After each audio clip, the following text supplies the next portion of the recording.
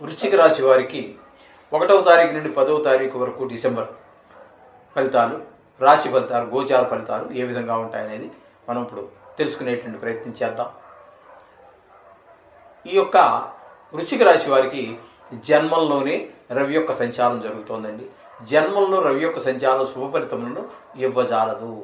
అందుచేత కొంచెం అనారోగ్యాలు, కంటికి సంబంధించినటువంటి ఈ వ్యాధులు ఇట్లాంటివన్నీ వచ్చే అవకాశం ఉంటుంది. మాటలో కఠినత్వం పెరుగుతుంది, కొన్ని గాయాలు అయ్యేటటువంటి అవకాశం ఉంటుంది. కొంచెం ప్రవర్తనలో కూడా కొంచెం ఆలోచనలు, మంచి ఆలోచనల కన్నా చెడు ఆలోచనలు వచ్చేటటువంటి అవకాశం ఎక్కువగా ఉంటుంది. కానీ వాటిని ఇప్పుడు ఆచరణలో పెట్టడానికి ప్రయత్నించకండి.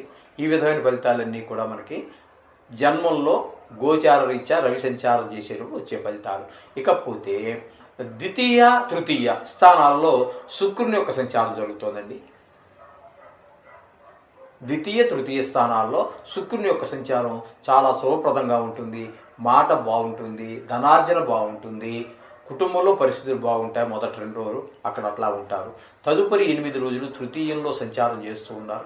తృతీయంలో సంచారం చేసేటప్పుడు మీ మిత్రులు కావచ్చు, కుటుంబ సభ్యులు కావచ్చు, వృత్తి ఎక్కడైతే జాబ్ చేస్తున్నామో అక్కడ మీ స్థాయి ఉద్యోగులు, మీ పై స్థాయి వారు, మీ కింద స్థాయి వారు అందరూ సహకరించేటట్టు అవకాశం పుష్కలంగా ఉంది. అలాగే మీకు ఎందులో లలిత కళల్లో ప్రవేశం ఉన్నట్టయితే మంచి అవకాశాలు వచ్చే అవకాశం ఉంది. అట్లాగే ఈ షేర్ మార్కెట్లో పెట్టుబడి పెట్టేటటువంటి వారికి మంచి అవకాశం, అలాగే లాభాలు వచ్చే అవకాశం కనిపిస్తూ ఉంది. అలాగే ఈ టీవీ సంబంధించినటువంటి వాటిలో పనిచేసేటువంటి వారు, సినిమా రంగంలో పనిచేసేటటువంటి వారికి అత్యంత అనుకూలమైన కాలంగా మనం చెప్పుకోవచ్చు. శుక్రుని యొక్క అనుగ్రహం వల్ల ఈ విధమైన ఫలితాలన్నీ మనం చెప్పుకోవాలి. ఇకపోతే చతుర్థ స్థానంలో శని యొక్క సంచారం, దీన్ని అర్ధాష్టమ శని అని అంటారు.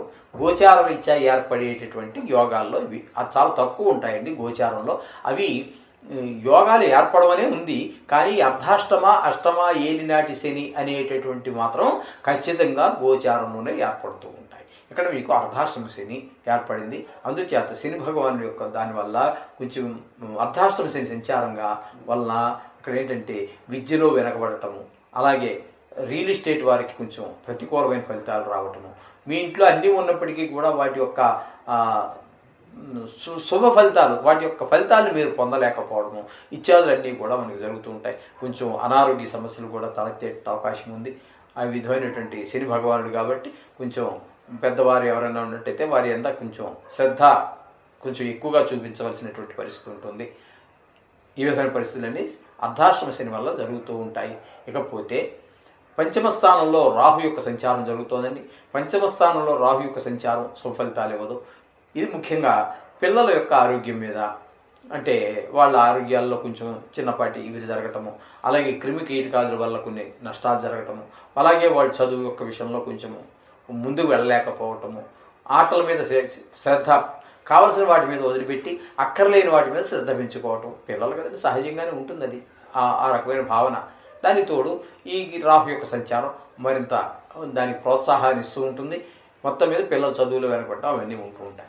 ఇవన్నీ చేత తగిన జాగ్రత్తలు మీరు తీసుకోండి. పిల్లల మీద ఒక కన్ను వేసి ఉంచండి. వాళ్ళు పోట్లాడుకోవటం, ఏవో గాయాలు తగిలించుకురావటం, తద్వారా వాళ్ళకి మనశ్శాంతి లేక మనం హాస్పిటల్కి తీసుకెళ్ళడం ఇట్లాంటివి జరిగే అవకాశం కూడా లేకపోలేదండి ఈ వృషభ రాశి వారికి ఈ రాహు సంచారం వలన. ఇకపోతే 6వ స్థానంలో గురువు యొక్క సంచారంగా మనం చెప్పుకోవాలి. యథార్థానికి ఆయన 7వ స్థానంలో సంచారం చేస్తూ ఉన్నారు, కానీ వక్రగతిలో ఉన్న కారణంగా 6వ స్థాన ఫలితాలను మనం చెప్పుకుంటున్నాం. అంటే గురు బలం లేదనే మనం చెప్పుకోవాలి. 6వ స్థానంలో ఉన్న కారణంగా మనకి రోగాలు వచ్చేటటువంటి, అంటే చిన్న చిన్న ఆరోగ్య విషయాల్లో కొంచెం ఇబ్బంది పడేటువంటి అవకాశం ఉంటుంది. మీరు డబ్బుల కోసం ఏం ప్రయత్నాలు చేసినప్పటికీ డబ్బులు సమయానికి అందకపోవటము, మీకు ఇవ్వవలసినటువంటి వారు ఎవరైనా ఉన్నట్టయితే వారు కూడా సమయానికి మీ డబ్బులు మీకు ఇవ్వడానికి కూడా ఇబ్బంది పెడుతూ ఉంటారు. ఈ విధమైన ఫలితాలన్నీ కూడా ఉంటూ ఉంటాయి. ఎవరితో మాట్లాడిన ముందు కలహాలు వచ్చే అవకాశం ఉంటుంది.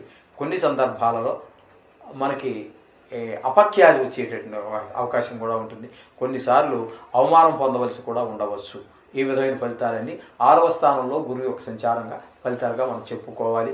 ఇకపోతే 9వ స్థానంలో కుజుని యొక్క సంచారం జరుగుతోంది. 9వ స్థానంలో కుజుని యొక్క సంచారం కూడా మనకి శుభప్రదమైనటువంటి ఫలితాలను ఇవ్వజాలదు. ఇక్కడ ఏంటంటే మనకి ఇక్కడ ఇంట్లో ఉన్నటువంటి పెద్దవారి యొక్క ఆరోగ్య విషయాల్లో కొంచెం దెబ్బతీసే అవకాశం ఉంటుంది. అలాగే మీకు ఇంట్లో సౌకర్యం కొంచెం తక్కువగా ఉంటుంది, వాహన సౌఖ్యం తక్కువగా ఉంటుంది. అన్నీ ఉంటాయి ఉండటానికి, లేవని కాదు, కానీ వాటి సౌఖ్యాన్ని మీరు పొందలేకపోతూ ఉంటారు.